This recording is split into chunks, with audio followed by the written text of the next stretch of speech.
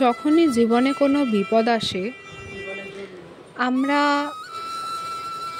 চতুর্দিকে খালি অন্ধকার দেখি। সেই মুহূর্তে আমরা বুঝতে পারি না যে কেন হলো, কি করতে হবে, এবং তখন শুধু একটাই প্রশ্ন আমাদের মনে ঘোরে যে আমি কেন। এই পরিপ্রেক্ষিতে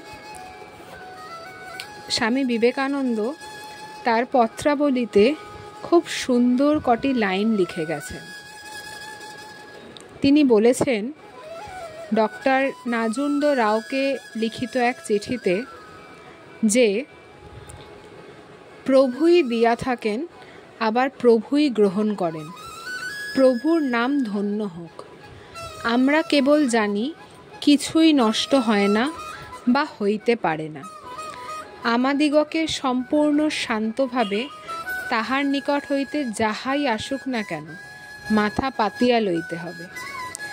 সেনাপতি যদি তাহার অধীন সৈন্যকে কামানের মুখেও যাইতে বলেন, তাহাতে তাহার অভিযোগ করিবার বা ওই আদেশ পালন করিতে এতটুকু ইতস্তত করিবার অধিকারটুকুও নাই।